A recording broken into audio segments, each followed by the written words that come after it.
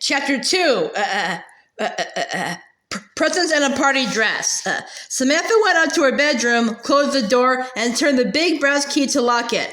Then she pulled her chair into the closet and climbed up on it. From the top of the chair, she could just reach the big pink hat box on the highest shelf. She brought it down and set it carefully on her bed. The hat box was Samantha's Christmas box. It held all the presents she was making. She unpacked them now, one by one. First, she lifted out the satin pincushion she made for Jessie, the seamstress. It was shaped like a strawberry and stuffed with a cup of sawdust from the butcher shop. Next, Samantha took out a book about a lost dog. It was for Nathaniel, Jessie's baby. Samantha had written it herself and stitched it together with red yarn. Grandma Mary's gift was underneath the book. It was a heart made from lace and stuffed with dried rose petals. Samantha sniffed it. She knew Grandma Mary would put it with her handkerchiefs to make them smell pretty.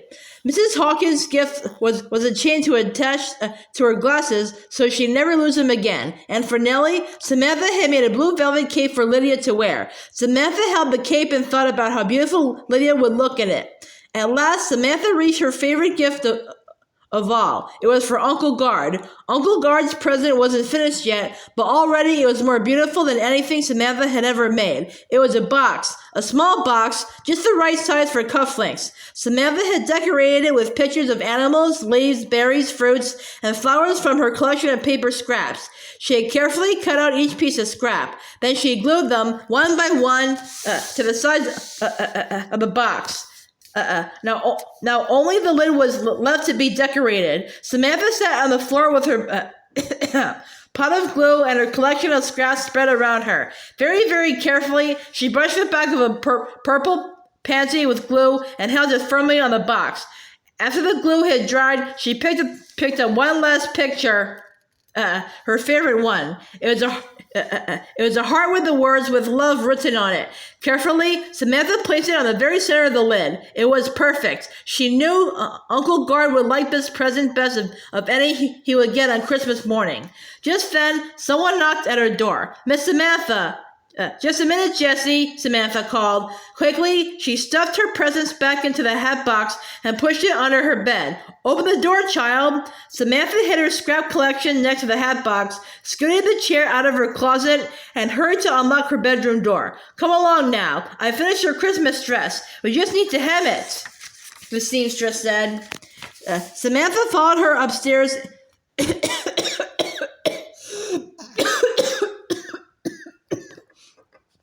into the little sewing room. She could hardly wait to see the new party dress Jessie had made. "Where is it?" Samantha asked, looking around the room. "Oh, you'll see it in good time," Jessie said, smiling slyly. "Now, take off that dress, close your eyes, and raise your arms." Samantha did as she was told and felt something crisp and cool slide over her head.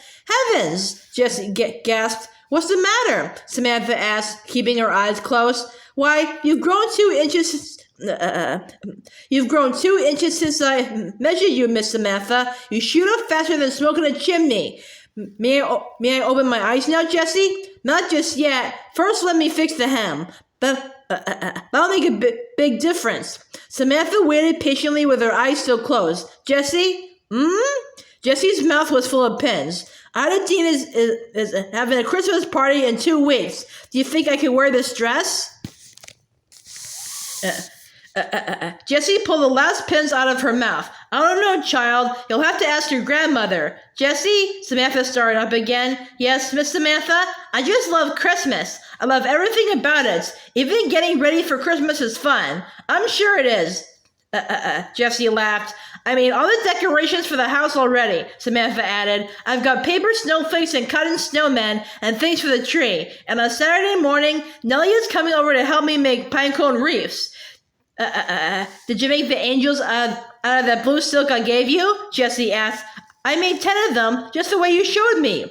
"You have been working hard," Jessie said. Now can I see myself, Jessie?" Samantha asked eagerly. "Yes, it's all done." Samantha opened her eyes and faced the long mirror. Slowly, she turned herself around. The red taffeta dress shimmered and made ever so soft swishing sounds as Samantha moved. It was the color of ripe cranberries. A snowy white lace collar circled the neck, and a crisp white sash wrapped her hips and tied in a bow in front.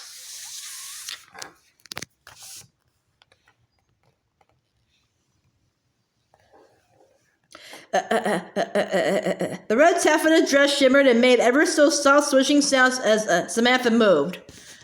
"Oh, Jessie, but that is the most gorgeous dress in the whole world," Samantha pronounced solemnly. "I agree with you there, Miss Samantha. It's a dress fine enough for a princess, if I do say so myself." Samantha heard someone sniff. Elsa, the maid, was standing at the door scowling. Playing dress up at this hour?" she snipped. "It's all very well to fuss with them frills, but not at tea time. Your grandmother told me to fetch you, and here you are not even properly dressed." "Now, Elsa, Miss Samantha will be right down," Jessie answered. "Fussing with frills at tea time," Elsa muttered to herself as she turned. Her shoe scolded tisk, tisk, tisk as she walked down the hall. Jessie helped Samantha out of the new dress and back into her regular clothes. Samantha straightened her stockings and raced downstairs. "Grandmary! Grandmary!" she burst out.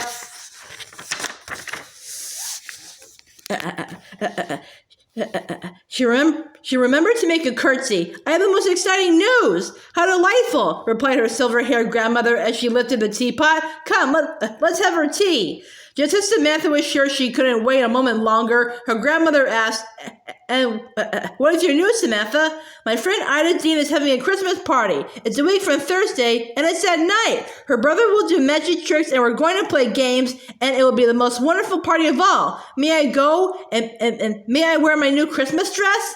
Grandmary took a sip of tea. "Samantha, dear, you really must learn to ask only one question at a time. 2 questions at once are quite unbalancing. Now, as to the first question, of course you may go, my dear. And as to the second question, yes, you may wear your new dress. You grow so fast, you might as well get all the wear you can out of it." "Thank you, Grandmary," Samantha said happily. "I'll have the best time." "And now, I have a surprise for you," Grandmary announced.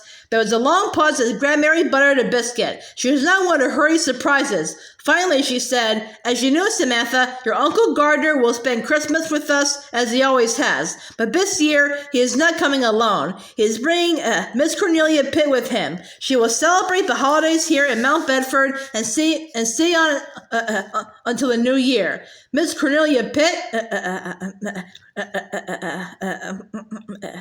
Grandmary meant Cornelia. Samantha thought of Uncle Gard's ginger-haired friend who lived in New York. Cornelia was beautiful and so elegant. Her clothes were the latest style, and she always smelled of violets. "Remember, Samantha," Grandmary continued, "Cornelia is a special friend of your uncle's. We must make her feel welcome." "Oh, I'll welcome her," Samantha said, "and I'll make this the best Christmas she's ever had, too. But that will be easy. I've already made all the decorations and planned the gingerbread house."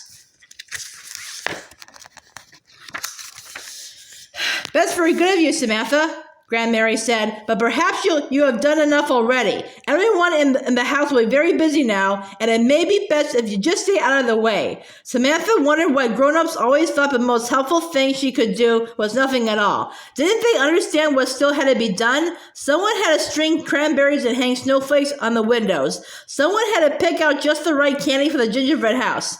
Someone had to help Uncle Gard find a perfect Christmas tree. Samantha could do all those things, and now that Cornelia was coming, she had more to do. She would have to get one more present, something very nice and very elegant for Cornelia. But what? What? "It's so hard to figure out gifts," Samantha found herself saying aloud. "What is that you said, dear?" Grandmary asked. "I was just thinking, Grandmary, how hard it is to know what somebody might want for Christmas. I mean, most of the time, you just have to guess." Grandmary smiled. "You're entirely correct, Samantha. Of course, sometimes a person might let you know what may be appropriate." "Yes, Grandmary," Samantha said, remembering her own secret wish for Christmas. She thought of what Ida had said, and the words floated back to her. "You should ask her anyway," they whispered. "The worst she can say is no." "Grandmary," Samantha said, clearing her throat. "Yes, Samantha?" her grandmother answered, not looking up as she poured more tea. "Grandmary, I want to ask if Yes? Now, Grandmary seemed to stare right through Samantha. Grandmary, I just want to ask you if, well, Samantha, dear, speak up. I can hardly hear you when you mumble. Grandmary, I wanted to tell you that, come to the point, Samantha, but I think it's going to snow through the weekend, Samantha blurted out, red-faced and shy. Yes, dear, I quite agree with you.